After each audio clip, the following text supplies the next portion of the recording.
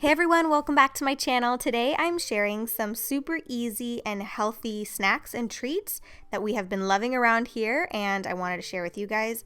These are great for kids, but even if you don't have kids, hopefully you will find one of these that you enjoy and try because they're all really yummy, at least in my opinion. So that's what I'm going to be sharing with you guys today, so let's jump right in.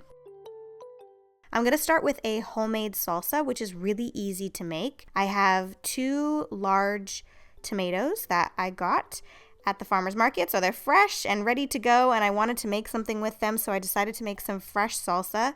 I also have some cilantro from my garden. I have about 1/4 of a large white onion, and then I have 1/4 of a jalapeno that I took all the seeds out of. My son really likes a little bit of spice. If your child does not like spice at all, you could totally omit it, but it's not very spicy at all. I would say it's really mild. And then I'm adding about 2 pinches of salt. I added the juice of 1/2 of a lemon and then the juice of 2 limes. Limes don't yield as much juice as lemons, so I did add lemon, but you could just do limes if you want. And I'm just putting the top of my blender on. I have the magic bullet here, and the key here is to pulse, because if you just let it go, it's going to turn into like tomato juice. So you want to pulse it, and then if you need to, you can strain it, but I just poured it in a bowl and I had fresh salsa.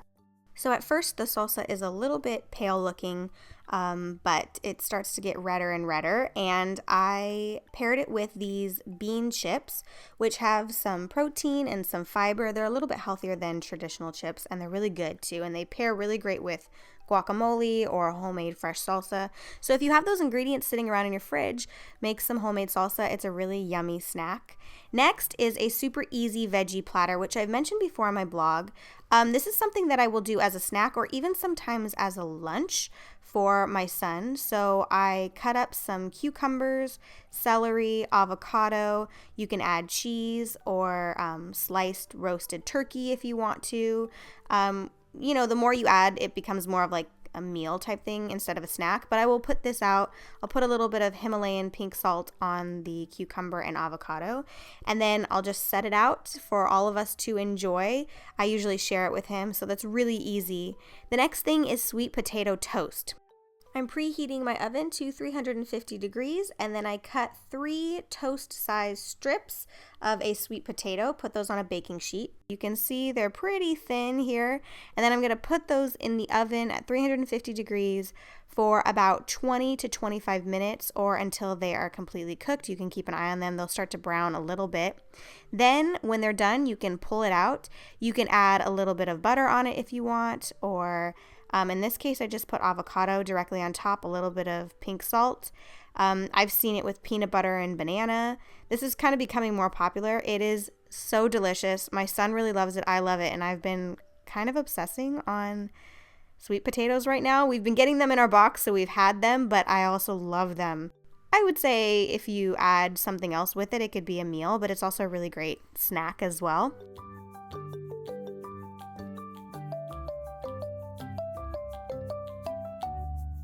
Next, we are making kale chips, which are so delicious, and I gotta say, if you like dried seaweed or your kids like dried seaweed, you will probably like this. It's very easy to make. I'm just taking kale, I'm chopping it up, I'm going to put it on a baking sheet, and I'm going to add some extra virgin olive oil on top and a little bit of sea salt, and then you just stick it in the oven at 350 degrees. Keep an eye on it, but it takes about 10 minutes for them to dehydrate and crisp up, and then they turn into these great chips. But yeah, I would say it kind of reminds me of the seaweed, the dried seaweed, but I actually like this a little bit better than that, and my son really likes it, and my husband likes it too. So it might sound gross at first, but they're really good. They may not be for everyone, but we definitely enjoy them around here, and they're really easy, quick to make, and pretty affordable. And as you can see, when you take them out, they're dehydrated and crunchy. I just put them into a bowl and set them out for everybody to enjoy. And a little bit healthier than potato chips. They don't taste like potato chips, but they taste good. And like I said, if you like the dried seaweed, it's like that, but a little bit less sea tasting, if that makes sense. I actually enjoy this better. So next we are going to be moving into treats, and we are going to be making some homemade popsicles, starting with a coconut popsicle, chai popsicle and a mango popsicle. So as the weather starts to get a little warmer, I know it's cold in certain places still, but as it gets warmer in the spring and summer, these are really nice treats for you or your children.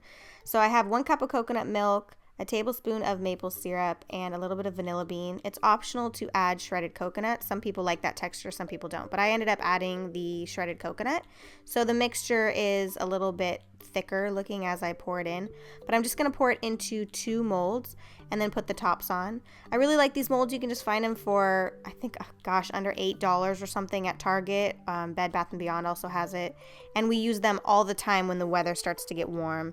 I'll give him a popsicle while he's playing outside.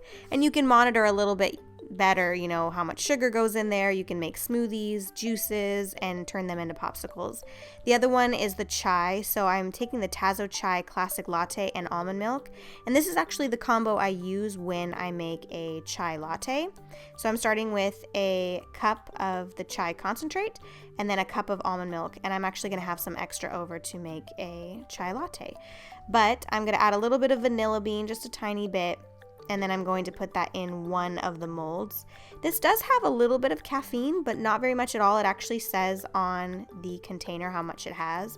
And it also says, how much sugar and everything else that's in there too. So I've been really enjoying those. They're very delicious. So I made one of those. I ended up actually being the one to eat this. I gave Oliver a bite or two, but this one ended up being for me. So if you like chai, you might like a chai popsicle.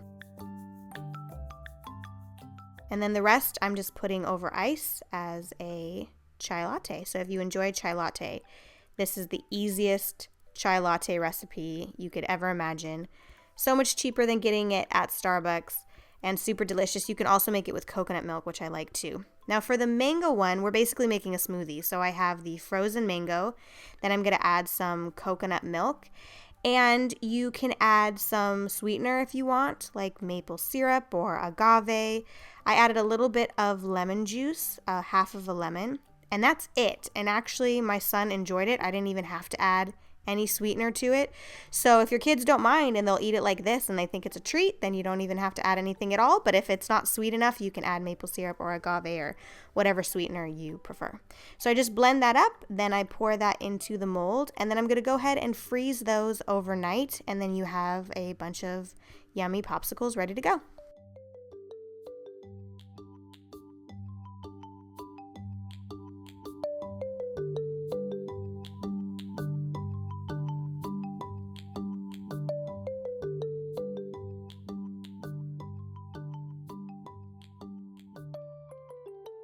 Once they are completely frozen, take out whichever one you want and then run it under warm water to release it from the popsicle container.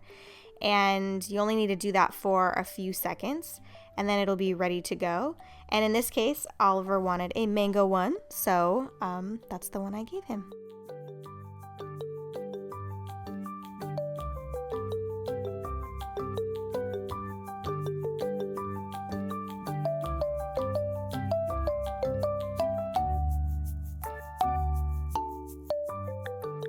Last but not least, I'm going to share with you guys a smoothie I make for my son Oliver. This is the peanut butter chocolate greens smoothie. I use the Kids Superfood Outrageous Chocolate powder, which is basically like a smoothie powder. You can just add it with milk if you want, or in this case, I'm adding almond milk. But I just have ice, almond milk, a scoop of the powder. I'm going to add a spoonful of peanut butter and then some frozen banana. And this combination together is so delicious. I usually end up stealing a little bit from him because it tastes so good.